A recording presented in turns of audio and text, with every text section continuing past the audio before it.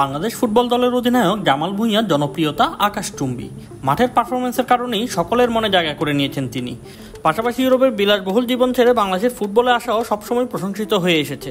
বাংলাদেশের ইতিহাসে সবচেয়ে বেশি আন্তর্জাতিক ম্যাচ খেলা খেলোয়াড় জামাল ভুঁইয়া। 82টি আন্তর্জাতিক ম্যাচে লাল সবুজের প্রতিনিধিত্ব করেছেন এই অভিজ্ঞ মিডফিল্ডার। কিন্তু সাম্প্রতিক সময় তাকে একাদশে না রাখা, এমনকি বদলি হিসেবেও মাঠে নানা নামানো নিয়ে দর্শকদের মধ্যে আলোচনা সমালোচনার সৃষ্টি হয়েছে। এই সমালোচনার কেন্দ্রতে রয়েছে বাংলাদেশ জাতীয় ফুটবল দলের স্প্যানিশ কোচ হাভিয়ের ক্যাব্রেরা। 82টি আন্তর্জাতিক ম্যাচ খেলা জামাল ভুঁইয়া এর আগে মাত্র 3টি খেলায় একাদশে জায়গা পাননি, যার একটি সর্বশেষ ভারতের বিপক্ষে। কিন্তু জামালের পরিবর্তে যাদেরকে খেলানো হয়েছে তারা কি আসলেই জামাল থেকে ভালো?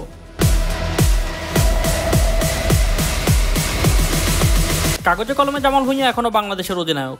ভারতের ম্যাচের আগেও সংবাদ সম্মেলন থেকে শুরু করে সব জায়গাতেই জামালের নেতৃত্ব ছিল, কিন্তু 1 মিনিটের জন্য তাকে খেলানো হলো না। জামালকে জানানো হয়নি তাকে খেলানো হবে না। ডেইলি স্টারকে দেওয়া এক সাক্ষাৎকারে তিনি বলেন, না, কেউ আমাকে আগে কিছু বলেনি। ম্যাচের পর শুধু কোচ বলল এটা দলের ভালোর জন্য করা হয়েছে, এতটুকুই বলেছেন। খেলার সুযোগ না পাওয়ায় স্বভাবতই হতাশ জামাল ভুঁইয়া। তবে কোচের সিদ্ধান্তকে সম্মান জানিয়ে তিনি বলেন, কোচ যা ভালো মনে করেন সেটাই করবে, তবে অবশ্যই আমি যতটা সম্ভব খেলতে চাই, এটা কোনো গোপন বিষয় নয়।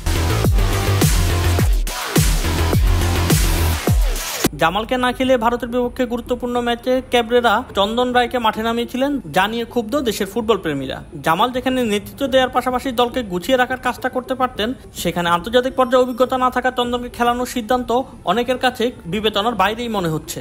সমর্থকদের মতে জামাল ভুঁইয়ার মতো একজন অভিজ্ঞ খেলোয়াড়কে এই ম্যাচে বাইরে রাখা শুধু দলকে দুর্বল করছে এমনটা নয়, বরং পুরো দলের আত্মবিশ্বাসে প্রভাব ফেলছে। সামাজিক যোগাযোগ মাধ্যমে কোচ হাভিয়ের ক্যাব্রের উপর সমর্থকরা ক্ষোভ ঝেড়েছেন। শুধু অভিজ্ঞতা নয়, একজন অধিনায়ক হিসেবে মাঠে জামালের উপস্থিতি হতে পারত বাড়তি অনুপ্রেরণা। অথচ কোচ ক্যাব্রেরা এসব বিবেচনা না করে যেভাবে সিদ্ধান্ত নিয়েছেন তা ভবিষ্যতে দলের সামগ্রিক পারফরম্যান্সেও নেতিবাচক প্রভাব ফেলতে পারে। শোয়েব শামস, অফসাইড।